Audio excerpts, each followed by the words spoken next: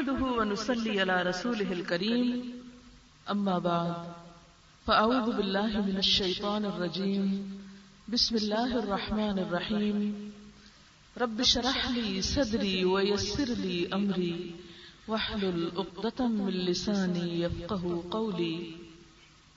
اللہ تعالیٰ نے انسان کو بے شمار نعمتیں عطا کر رکھی ہیں، اتنی کہ جو انسان گن نہ سکے۔ یہ نعمتیں مختلف شکلوں میں اور مختلف حالتوں میں مختلف اوقات کے لیے ہمارے پاس رہتی ہے۔ ہر نعمت اپنی جگہ اہم ہے، لیکن جو نعمت سب سے اہم ہے، سب سے قیمتی ہے، وہ وقت کی نعمت ہے۔ اور وقت جو ایک بار گزر جائے دوبارہ ہاتھ نہیں آتا۔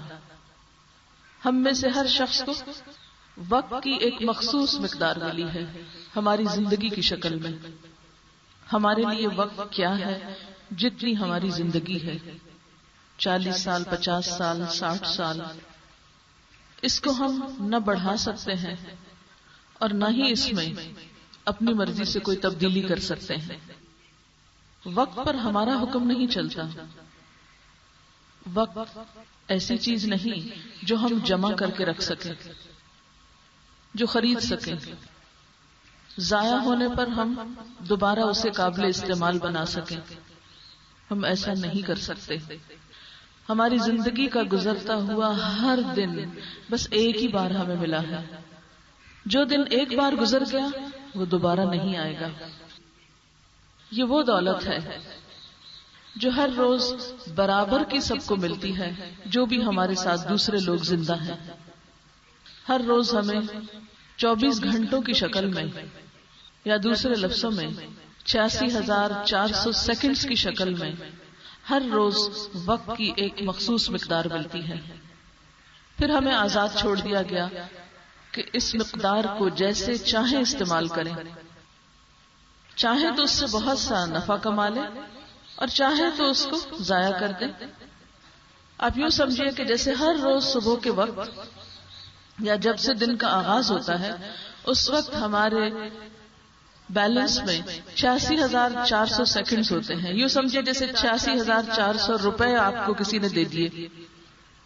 روپے اور مال و دولت کا حال تو یہ ہوتا ہے کہ اگر ایک دفعہ آپ کو ملے اور آپ نے جمع کر کے رکھ دیے تو آپ جب چاہیں استعمال کر لیں، لیکن وقت کی دولت اگر آپ استعمال نہ کریں تو دن کے گزرنے پر آپ کا بیلنس زیرو رہ جاتا ہے اور سارے کا سارا آپ کے ہاتھ سے چلا جاتا ہے۔ اس لیے اس دولت کو کسی بھی چیز سے کمپیئر نہیں کیا جا سکتا۔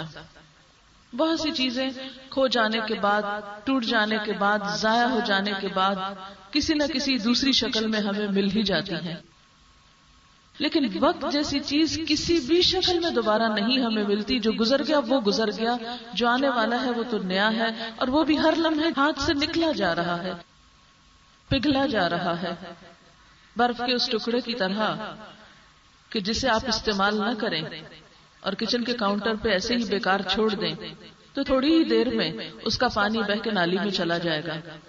لیکن اگر اس ٹکڑے کو آپ دودھ یا پانی کے ٹھنڈا کرنے میں استعمال کریں تو وہ ٹھنڈا پانی یا دودھ آپ کو عام دودھ سے زیادہ مزہ دے گا۔ بالکل اسی طرح وقت لمحہ لمحہ کر کے پگھلتا جاتا ہے۔ اگر ہم اس کو بہترین چیزوں میں استعمال کریں تو وہ ہماری دنیا اور آخرت کی بھلائیوں کا سبب بن جاتا ہے، اور اگر ہم اس کو استعمال نہ کریں یا استعمال کریں تو صحیح چیزوں میں نہ کریں، اور اگر صحیح میں بھی کریں تو بہترین میں نہ کریں، تو ہم خسارے میں ہیں۔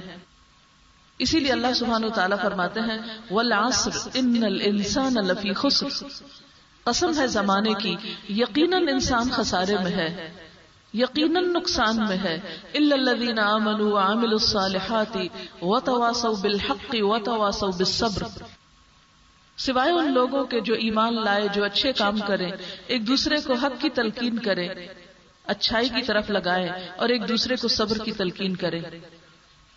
دوسرے لفظوں میں اس نقصان سے وہی بچ سکتے ہیں جو اپنی ذاتی زندگیوں میں بھی بہت سچے ہوں، اپنے ساتھ سچے ہوں، بامقصد زندگی گزارنے والے ہوں، اور صرف اپنے لیے نہیں دوسروں کے لیے بھی جینے والے ہوں، صرف اپنا فائدہ سوچنے والے نہیں دوسروں کے فائدے کے لیے کام کرنے والے ہوں. تو ایسے ہی لوگ دراصل وقت کا صحیح استعمال کر رہے ہیں، اور جو اس کی قدر نہ کریں تو ان کا حال پھر کیا ہوگا کہ جب واپسی کا الارم بج جائے گا، موت کا وقت آ جائے گا، تو اس وقت انسان تمنا کرے گا، جیسا کہ قرآن حکیم میں آتا ہے، حتی اذا جاء احدهم الموت قال رب ارجعونی لعلی اعمل صالحا فیما ترکت کلا انها کلمۃ هو قائلها. یہاں تک کہ ان میں سے کسی کی موت کا وقت آ جاتا ہے تو وہ کہنے لگتا ہے اے رب مجھے واپس بھیج دے، میں ابھی مرنا نہیں چاہتا، ابھی مجھے واپس بھیج دے. کیوں واپس بھیج دے؟ لعلی اعمل صالحا، شاید کہ میں کچھ اچھے کام کر لوں، فیما ترکت، اس دنیا میں جو میں چھوڑ رہا ہوں.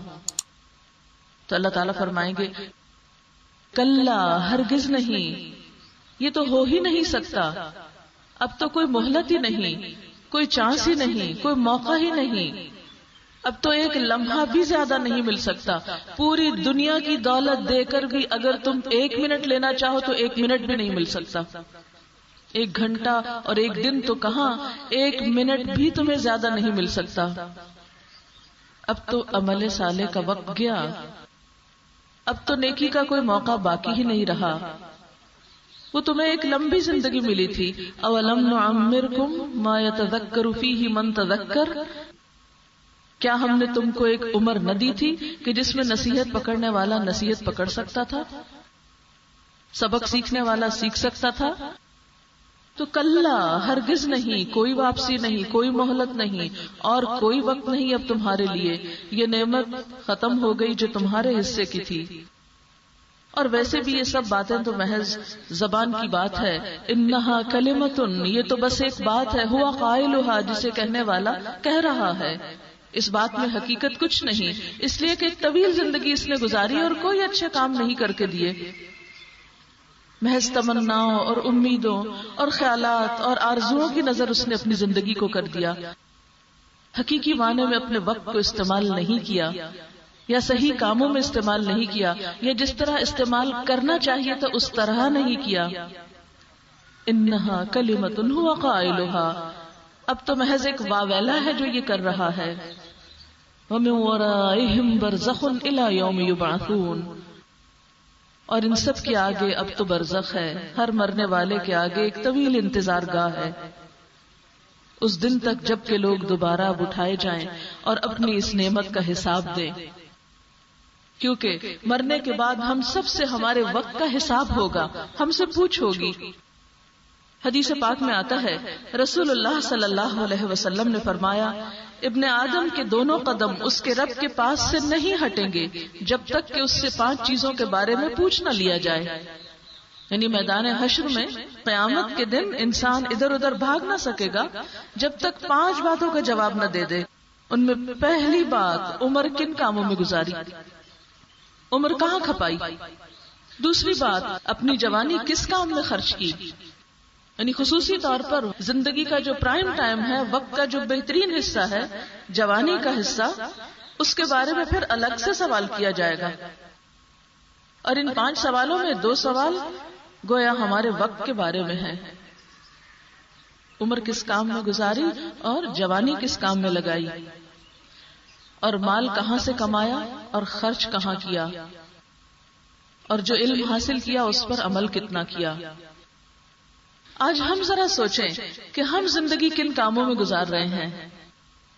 مثلا اگر کسی کی ایک ایوریج زندگی 60 سال کی ہے اور وہ روزانہ 8 گھنٹے سوتا ہے تو اس کا کیا مطلب ہوا کہ اس نے 20 سال تو صرف سو کے گزار دیے جس میں کچھ بھی نہیں کیا. روزانہ 8 گھنٹے سونے والا زندگی کا تیسرا حصہ، اگر 60 سال نہیں 40 سال ہے یا 20 سال ہے یا 10 سال ہے، جو بھی ہے، صرف 8 گھنٹے سونے والا بھی زندگی کا 1/3 صرف سو کے گزارتا ہے، جس میں کوئی پروڈکٹیو کام نہیں ہوتا، نہ پڑھنا، نہ لکھنا، نہ کسی کی خدمت، نہ اپنا کوئی کام، نہ کسی اور کا کچھ کام. پھر اس کے بعد آپ دیکھ لیجئے کہ باقی دن کے اوقات کو ہم کن کن کاموں میں استعمال کرتے ہیں. کبھی ایک دن کا خود ٹائم ٹیبل بنا کر اپنا دیکھیے، خود اپنا حساب کیجیے، کیونکہ اللہ تعالیٰ نے حساب کرنے کو کہا ہے۔ قرآن پاک میں اللہ تعالیٰ فرماتے ہیں وَلْتَنظُرْ نَفْسٌ مَا قَدَّمَتْ لِغَدٍ، چاہیے کہ ہر شخص دیکھے اس نے اپنے کل کے لیے کیا کیا ہے۔ تو ذرا اپنا حساب کر کے دیکھے کہ ایک دن میں جو اوقات مختلف کاموں میں استعمال کیے، ان میں سے کتنے گھنٹے ایسے تھے جو واقعی تعمیری کاموں میں گزارے، اور کتنا وقت محض انتظار میں، ادھر ادھر دیکھنے میں، غیر ضروری مشغولیات میں، غیر ضروری کاموں میں بس وقت کاٹ دیا، ختم کر دیا۔ مثلا آپ اپنے لیے کیا کر سکتے ہیں کہ روزانہ کے سونے کے اوقات لکھیے، کوئی ایوریج ہفتے کے 2-3 دن کا آپ اپنا حساب کتاب کر سکتے ہیں۔ کھانے کو کتنا وقت لگا، ناشتہ شروع کرنے اور ختم کرنے کا وقت لکھیے، دوپہر کا کھانا شروع کرنے اور ختم کرنے کا وقت لکھیے، رات کا کھانا شروع کرنے اور ختم کرنے کا، اور دن میں ایک چائے کا کپ پینے کا وقت بھی اس میں جمع کر لیجئے۔ پھر اس کے بعد باقی آپ دیکھیے کہ آپ دن میں ٹیلی فون پر کتنی گفتگو کرتے ہیں، ذرا اس کا بھی ٹائم نوٹ کر لیجئے، اور الحمدللہ موبائل میں پہلے سے کیلکولیشن ہے، ذرا ایک مہینے کے آورز نکال کے دیکھ لیجئے، کیونکہ ایک دن میں نے دیکھا تو میں پریشان ہو گئی کہ 40 آورز کی صرف انکمنگ کالز تھی۔ میں نے کہا اس کا مطلب ہے ایک دن سے زیادہ تو میں صرف باتیں سنتی ہی رہی ہوں۔ اگر مہینے میں کسی نے 40 گھنٹے کالز ریسیو کی ہیں تو سمجھے کہ 48 گھنٹے کے 2 دن بنتے، 2 دنوں میں کچھ کم اتنی دیر تو محض باتیں کی ہیں۔ ہم سوچتے نہیں ہیں کہ محض باتوں میں بھی کتنا وقت لگ جاتا ہے، صرف ٹیلی فون اٹینڈ کرنے میں، اور جو آؤٹ گوئنگ ہے اس کو ملا کے تو پورے 2 دن بن ہی جاتے ہیں مہینے میں۔ تو جس شخص کے مہینے میں 2 دن محض باتیں ہی کرنے میں گزر جائیں، وہ کہاں کھڑا ہے؟ اور ان باتوں میں کتنی تعمیری باتیں ہیں، کتنی کام کی باتیں ہیں، ہم سب سوچ سکتے ہیں، اپنا حساب ہم خود کر سکتے ہیں۔ پھر اسی طرح باقی اپنی مشغولیات کو دیکھ لیجئے کہ کوئی بھی جو کام آپ کے ذمے ہے، مثلا آپ ایک ہاؤس وائف ہیں، گھر کے کاموں میں آپ دیکھ لیجئے صفائی کرنے میں کتنی دیر لگتی ہے، کھانا پکانے میں کتنی دیر لگتی ہے، بچوں کو تیار کرنے میں اور بہت سے کاموں میں۔ ٹھیک ہے مومن کی ساری زندگی عبادت ہوتی ہے، لیکن محض روٹین کی زندگی بھی عبادت نہیں ہوتی کہ جس میں لگے بندے طریقے سے ایک کام بس کرتے چلے جانا، اور مزید آگے بڑھنے اور بہتر کارکردگی کے لیے کوئی بھی تدبیر نہ کرنا۔ آپ دیکھ لیجئے کہ ہماری عبادات میں، نمازوں میں کتنا ٹائم لگتا ہے، یعنی حقوق اللہ میں ہم کتنا ٹائم دیتے ہیں، ذکر میں کتنا وقت لگتا ہے، اسی طرح باقی نیکی کے کاموں میں کتنا وقت ہم گزارتے ہیں، اپنی ذات کو کتنا دیتے ہیں۔ مثلا سونے کے علاوہ نہانے دھونے میں کتنا وقت لگ جاتا ہے، خود کو بنانے سنوارنے میں، کپڑے پہننے میں، ان کی تیاری میں کتنا وقت دن کا لگا دیتے ہیں۔ تو اگر ہم ان ساری چیزوں کو دیکھیں گے تو ہم غور کر سکتے ہیں کہ ہمارے وقت کا ایک بڑا حصہ، اور خصوصاً وہ خواتین جو گھر پر رہتی ہیں، ان کے وقت کا ایک بڑا حصہ محض روٹین کے کاموں میں گزر جاتا ہے، اور اس کے بعد وہ اپنی ذہنی نشو و نما کے لیے، اپنی عقلی نشو و نما کے لیے، اپنی زندگی میں مزید بہتری لانے کے لیے، اپنی آخرت کے لیے بسا اوقات شعوری طور پر کچھ کام نہیں کرتی، کچھ سیکھنے سکھانے کا، کچھ خدمت خلق کا، کیونکہ ہم سارا وقت یہ کہتے رہتے ہیں ہمارے پاس وقت نہیں ہے۔ کون ہے جو آج یہ نہ کہتا ہو کہ میرے پاس وقت نہیں ہے؟ ہر شخص وقت کی کمی کا شکار ہے، لیکن کوئی بھی اپنے وقت کا حساب کرنے کو تیار نہیں کہ وقت کیوں نہیں، اور وقت کہاں اور کن کاموں میں استعمال ہو رہا ہے۔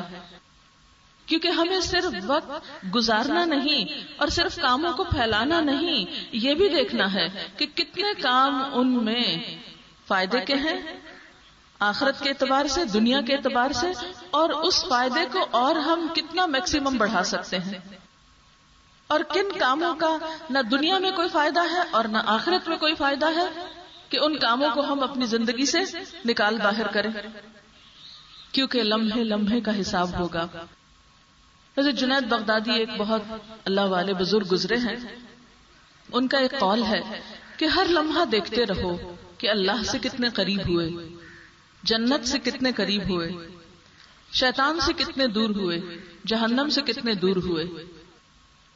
یعنی گویا لمحہ لمحہ اپنا جائزہ لیتے رہو کہ تمہارا وقت کن کاموں میں لگ رہا ہے۔ اللہ کی فرما برداری کتنے وقت کے لیے ہو رہی ہے اور اللہ کی نافرمانی کے کام کتنے وقت کے لیے ہو رہے ہیں. ٹھیک ہے، انسان کو مختلف چیزوں کی ضرورت ہوتی ہے، اسے آرام کی بھی ضرورت ہے، اسے کھانے پینے کی بھی ضرورت ہے، اسے نہانے دھونے کی بھی ضرورت ہے، اسے اپنے بال بچوں کی بھی مصروفیت ہے، اور شوہر بیوی کو بھی ایک دوسرے کے لیے ٹائم چاہیے. اسی طرح مہمانوں کا بھی حق ہے، ہمسایوں کا بھی حق ہے، معاشرے کا حق ہے، امت کا حق ہے، پوری انسانیت کا ہم پر حق ہے. تو کیا ہمارے اوقات کی تقسیم واقعی ایسے ہے جو اللہ کے رسول صلی اللہ علیہ وسلم نے ہمیں بتائی؟ ان لنفسک علیک حق وان لزوجک علیک حق وان لزوجک علیک حق، کہ تمہاری جان کا بھی تم پر حق ہے، تمہارے مہمان کا بھی تم پر حق ہے، اور تمہارے شوہر کا بھی تم پر حق ہے. تو بات یہ ہے کہ بسا اوقات جب ہم ایک کام کرنے لگتے ہیں تو دوسرا متاثر ہو جاتا ہے، دوسرا کرنے لگتے ہیں تو پہلا متاثر ہو جاتا ہے. تاخیر وہ کون سا طریقہ ایسا ہو کہ جس سے ہم اللہ کو بھی راضی رکھیں اور بندوں کے حقوق کا بھی خیال کر سکیں. کیونکہ بسا اوقات ہم یہ سمجھتے ہیں کہ اللہ کا حق دینے سے بندوں کے حقوق کی شاید معافی ہو جائے، اور بعض لوگوں کی یہ غلط فہمی ہے کہ بندوں کا حق دے دو، اللہ کا حق نہ بھی دیا تو کوئی بات نہیں. جبکہ اسلام میں بہترین زندگی اعتدال کی زندگی ہے. سورۃ الرحمن میں اللہ تعالیٰ فرماتے ہیں وَالسَّمَاءَ رَفَعَهَا وَوَضَعَ الْمِيزَانَ أَلَّا تَطْغَوْا فِي الْمِيزَانِ وَأَقِيمُوا الْوَزْنَ بِالْقِسْطِ وَلَا تُخْسِرُوا الْمِيزَانَ. گویا دوسرے معنوں میں افراط اور تفریط سے بچو، اپنے اوقات کا صحیح معنوں میں جائزہ لے کر تعمیری کاموں میں اس کو استعمال کرنا، اور پھر اپنی جان، اپنے آس پاس کے لوگوں اور عبادت کے لیے وقت دینا، یہ ہمیں دنیا میں بھی اطمینان دیتا ہے اور کل قیامت کے دن کی حسرت سے بھی بچا سکتا ہے. ہم دیکھتے ہیں کہ امت کے جو صالح افراد تھے وہ ہمیشہ وقت کے بارے میں بہت کانشیس رہتے تھے کہ وقت ضائع نہ ہونے پائے. حضرت ابوبکر صدیق رضی اللہ تعالیٰ عنہ کے بارے میں آتا ہے کہ وہ دعا مانگتے تھے، اے اللہ ہمیں اندھیرے میں نہ رہنے دینا، ہماری کج فہمیوں پہ ہمیں نہ پکڑنا، اور ہمیں وقت سے بے پرواہی کرنے والا نہ بنانا. یعنی وقت کے بارے میں ہمارے اندر بے پرواہی نہ ہو کہ وقت کی قیمت کو نہ پہچانے. حالانکہ ہم سب جانتے ہیں ہیرے جواہرات گم ہو جائے تو آپ دوبارہ خرید سکتے ہیں، لیکن اگر ایک لمحہ بھی آپ نے ضائع کر دیا ہے تو آپ دوبارہ اس کو خرید نہیں سکتے، پوری دولت دے کر بھی واپس نہیں لے سکتے. حضرت عمر فاروق دعا کیا کرتے تھے کہ اے اللہ میرے لیے میرے وقت میں برکت پیدا فرما اور اسے صحیح مصرف میں لانے کی توفیق دے. ہم اپنا جائزہ لیں کہ ہم زندگی میں کتنی مرتبہ ایسی دعائیں مانگ چکے ہیں. ہم میں سے کتنے لوگ ہیں جو اپنے وقت کی قدر و قیمت پہچانتے ہوں، وقت کی دولت کو صحیح معنوں میں دولت بھی سمجھتے ہوں. ہم سمجھتے ہیں کہ شاید یہ جو کچھ ہمیں ملا ہے یہ ہمیشہ ہمارے پاس رہے گا، یہ ایسے ہی بہاریں رہیں گی، ایسے ہی ہم صبح اٹھیں گے اور روزانہ اسی طرح اپنی مرضی سے ناشتہ کریں گے، پھر لیٹ جائیں گے، پھر اخبار پڑھیں گے، پھر ٹیلی ویژن دیکھیں گے، پھر کبھی ادھر کبھی ادھر، کبھی شاپنگ کو نکل جائیں گے، اور زندگی شاید اسی طرح چلتی جائے اپنی مرضی کرتے کرتے. تو بات یہ ہے کہ نہیں، یہ تو بہت لمیٹڈ ٹائم کے لیے آپ کو فرصت ملی ہے. اسی لیے نبی صلی اللہ علیہ وسلم نے فرمایا 2 نعمتیں ایسی ہیں جن کے بارے میں اکثر لوگ دھوکے کا شکار ہیں، اکثر لوگ ان کا حق ادا نہیں کرتے. ایک صحت اور دوسرے فراغت. صحت کی حالت میں فکر نہیں کہ صحت کو کچھ نقصان بھی ہو سکتا ہے، بیمار بھی پڑ سکتے ہیں، اور یہ سب کچھ ہم جو کر رہے ہیں ایک وقت ایسا بھی آ سکتا ہے کہ یہ سب نہ کر پائیں.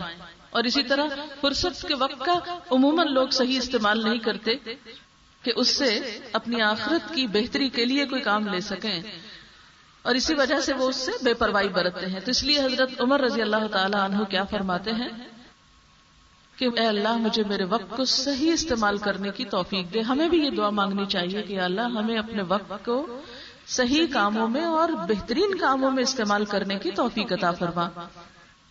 پھر ہم دیکھتے ہیں کہ تاریخ اسلامی میں ایسے لوگ جنہوں نے بڑے بڑے کارنامے کیے، ان کے کارناموں کے پیچھے راز کیا تھا، ان کی کامیابی کے پیچھے کیا فیکٹر تھا.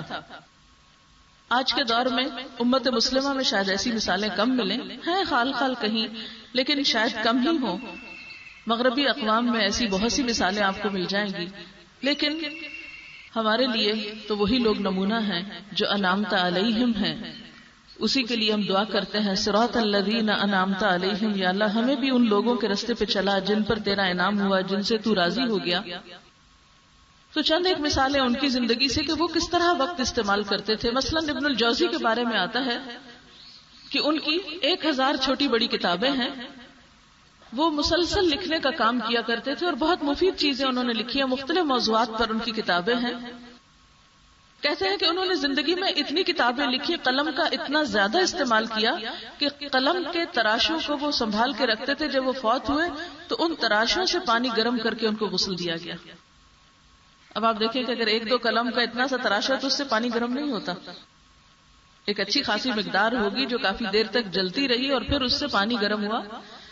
تو یہ صرف ایک مثال ہے کہ کس طرح انہوں نے اپنے قلم کا صحیح استعمال کیا اور انسانیت کے فائدے کے لیے بہت کچھ چھوڑ گیا. اور ہم سب جانتے ہیں کہ مرنے کے بعد انسان کا اپنا نامہ اعمال تو بند ہو جاتا ہے. 3 چیزیں جو بعد میں اس کو فائدہ دیتی ہیں، ان میں سے ایک علم ينتفع به، ایسا علم انسان اپنے پیچھے چھوڑ جائے جس سے دوسری انسانیت فائدہ اٹھاتی رہے، وہ لوگوں کے بھلے کے لیے استعمال ہو، تو وہ انسان کے لیے مرنے کے بعد بھی پروفیٹیبل ہے، فائدہ پہنچتا رہتا ہے اور انسان کا درجہ مسلسل بڑھتا رہتا ہے. پھر اسی طرح البیرونی کا نام آپ سب نے سن رکھا ہوگا. کہتے ہیں کہ ان کی موت کا وقت قریب تھا، عالم نظام میں تھے. تو ایک فقیہ ان کی عیادت کے لیے گئے. انہیں پتا چلا کہ بیمار ہے تو ان کی عیادت کے لیے گئے. جب ان کے پاس گئے تو بہت کمزوری تھی، بہت نقاہت تھی، لیکن وہ اس فقیہ سے پوچھتے ہیں کہ مجھے وراثت کا فلاں مسئلہ بتا دیجیے، وہ ابھی تک میری سمجھ میں نہیں آیا. تو وہ حیران بھی ہوتے ہیں کہ یہ شخص دنیا سے جا رہا ہے اور ابھی بھی اس کے سیکھنے کا شوق ختم نہیں ہوا. اگر ہمارے جیسا کوئی ہوتا تو کہتا میں تو اب مر رہا ہوں، مجھے تو ضرورت نہیں ہے اس حساب کتاب کی، اس لیے مجھے کیا کرنا ہے سیکھ کے، میں تو سیکھوں وہ چیز کہ جس کا مجھے استعمال کرنا ہے.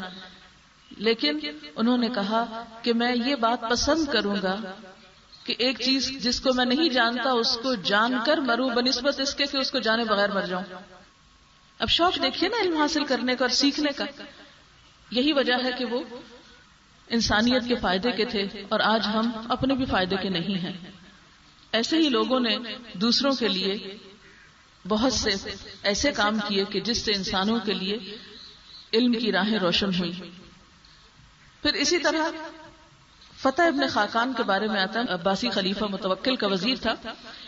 پہلے زمانے میں کتابیں اس طرح رولز کی شکل میں ہوتی تھی. کہتے ہیں کہ وہ ہمیشہ اپنے آستین میں کتاب رکھا کرتے تھے.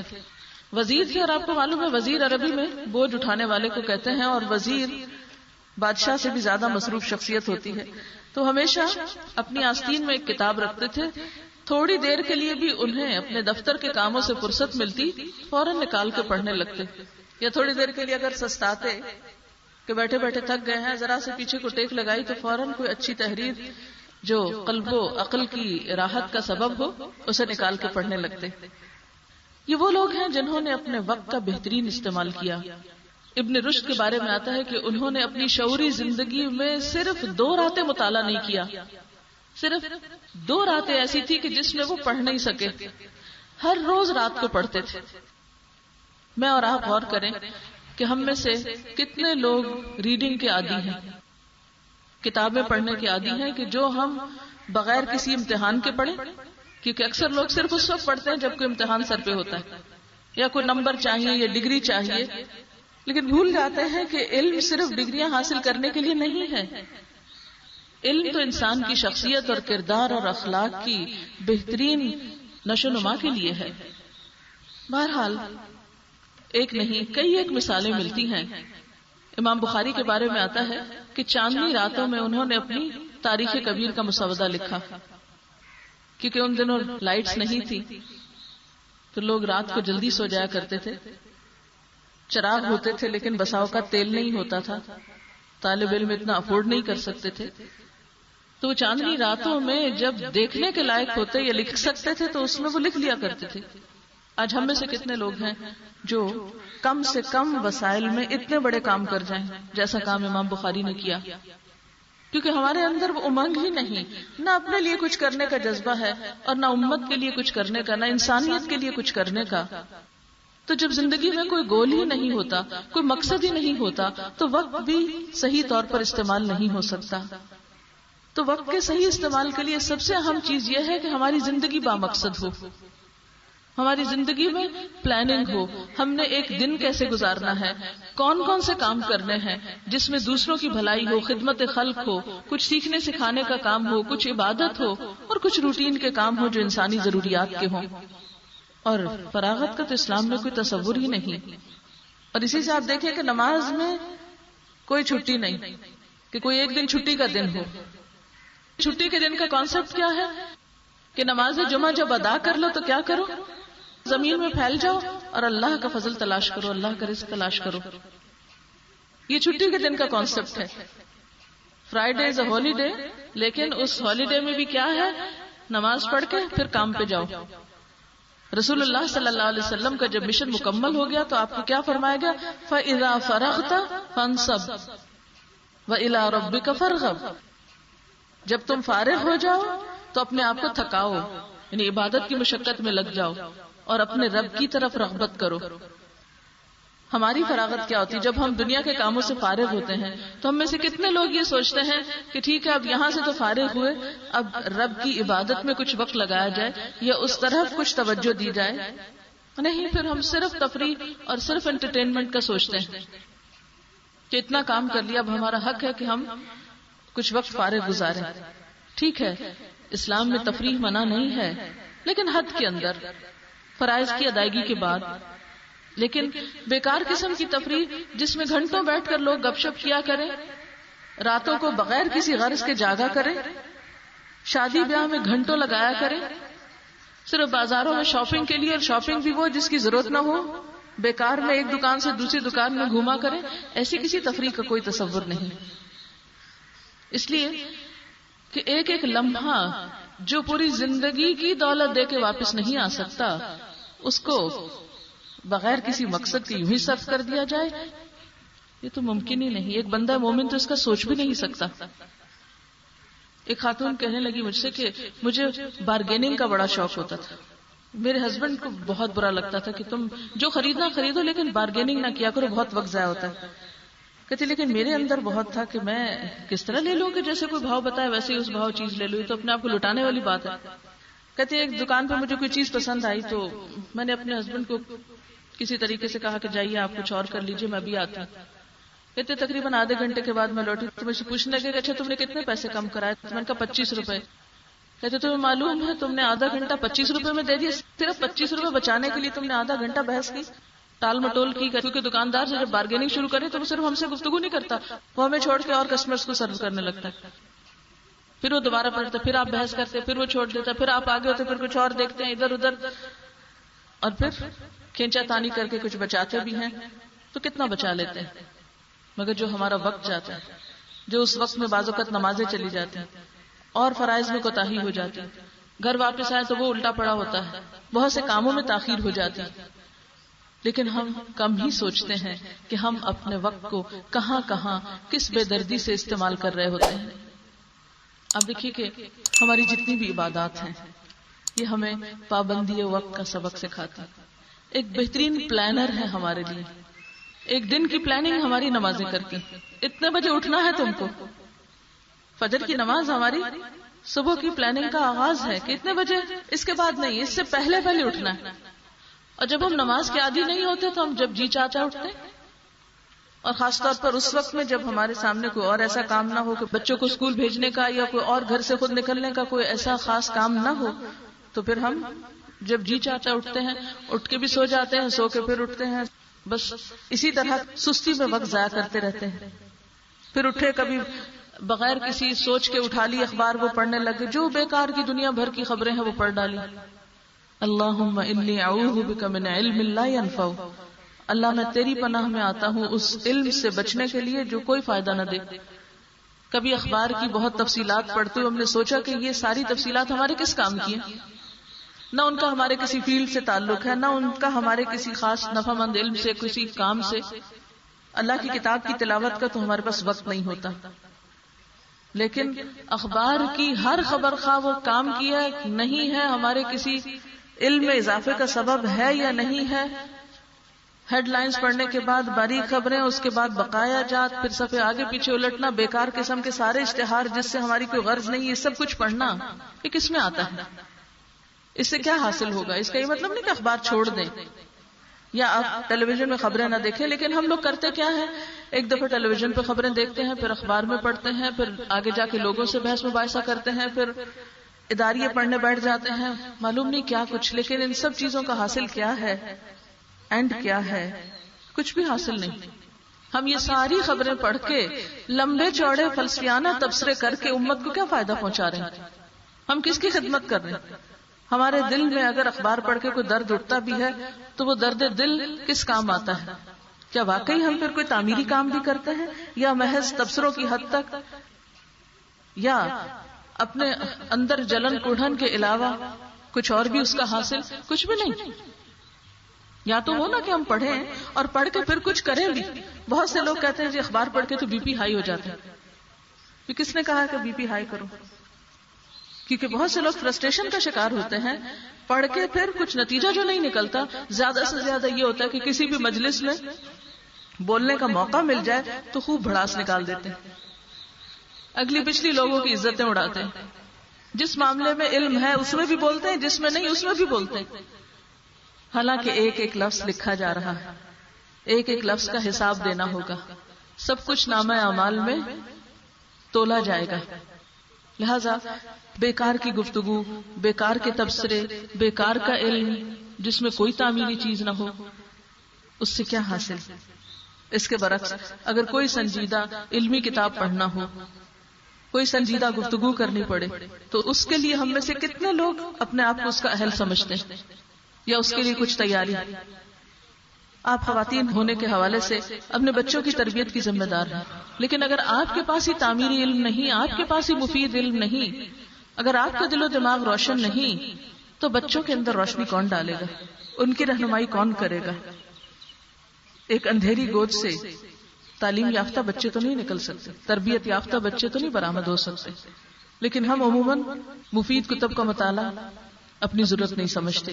تو بہرحال نمازیں ہمارا بہترین پلانر ہے۔ اتنے بجے اٹھنا ہے، پھر اس کے بعد ظہر کی نماز تک اتنے گھنٹے بیچ میں ہیں، نان سٹاپ آپ کام کر سکتے ہیں، پھر اس کے بعد ظہر کی نماز آپ کی ایک بریک ہے اس کام سے، تاکہ آپ ریلیکس ہو جائیں، فریش ہو جائیں، وضو کرنا ہے، نماز ایکسرسائز بھی ہے ایک طرح سے، ذکر الہی بھی ہے، بیک وقت 2-3 کام ہو رہے ہوتے ہیں، آپ کی فزیکل، مینٹل، اسپرچل ہر لحاظ سے ایک ٹریننگ ہو رہی ہوتی ہے، یا آپ فریش ہو رہے ہوتے ہیں۔ اس کے بعد پھر آپ کام کر سکتے ہیں، کھا پی سکتے ہیں، ریلیکس کر سکتے ہیں، پھر آپ کے عصر کا ٹائم ہو گیا، پھر مغرب کا ٹائم ہو گیا، پھر عشاء کا ٹائم ہو گیا۔ تو خواہ آپ کے پاس گھڑی ہو یا نہ ہو، یہ نمازوں کے اوقات آپ کو ایک شعوری زندگی سکھاتے ہیں، کانشیسلی آپ کو جینا سکھاتے ہیں۔ آپ غافل نہیں رہ سکتے، آپ جاگتے رہتے ہیں، آپ کے کان کہیں لگے رہتے ہیں، نظریں دھوپ پر ہوتی ہیں، اچھا دھوپ پیلی تو نہیں پڑ رہی، رات تو نہیں ہو رہی، اندھیرا تو نہیں چھا رہا، سورج نکل تو نہیں گیا، سورج غروب تو نہیں ہو گیا، سورج پیلا تو نہیں پڑ گیا، کیا زوال ہو گیا؟ یعنی مسلسل آپ الرٹ رہتے ہیں نمازوں کے اوقات کی وجہ سے۔ پھر مختلف کاموں کو آپ نمازوں کے ساتھ باندھ سکتے ہیں، کیونکہ اپنے جو آپ کے گولز ہیں ان کو آپ ٹائم کے ساتھ سیٹ کر سکتے ہیں۔ فلاں کام فجر کے بعد کرنا ہوگا، مثلا اپنی ذاتی عبادت، تلاوت ہے، ذکر اذکار ہے، پھر اسی طرح کھانا پکانا ہے تو اس کے بعد کا وقت، اسی طرح ظہر کے ساتھ آپ اپنے کچھ پلانز رکھ سکتے ہیں کہ اس وقت مجھے اتنی دیر آرام کرنا ہے، اتنی دیر یہ کتاب پڑھنا ہے، اتنی دیر بچوں کو وقت دینا ہے۔ پھر اسی طرح عصر کے ساتھ اپنے کچھ چیزوں کو باندھ سکتے ہیں، مثلا یہ کہ کسی کو آپ کے پاس آنا ہے یا آپ کو کسی کے پاس جانا ہے۔ اسی طرح مغرب کے ساتھ پھر آپ کی ذکر عبادت کا کچھ وقت ہے، تسبیح کا وقت ہے، پھر عشاء ہے، اس کے ساتھ کچھ کاموں کو آپ پلان کر سکتے ہیں۔ اور خصوصاً مردوں کے لیے تو پھر جماعت کے ساتھ نمازیں اور زیادہ ان کو ٹائم کی پابندی سکھاتی ہیں۔ خواتین کے لیے تو نماز میں ایک وسیع ٹائم ہوتا ہے، اس میں پھر ہم سستی کرتے چلے جاتے ہیں، لیکن مردوں کے لیے تو ایک لمٹ ہے، بس اس وقت تک آپ کو پڑھنی، کیونکہ آپ کی مسجد میں جماعت کا ٹائم یہ ہے۔ تو یہ ہمارے دن بھر کی پلاننگ کا ایک ذریعہ ہے کہ ہم بھول نہیں سکتے پھر اپنے کاموں کو۔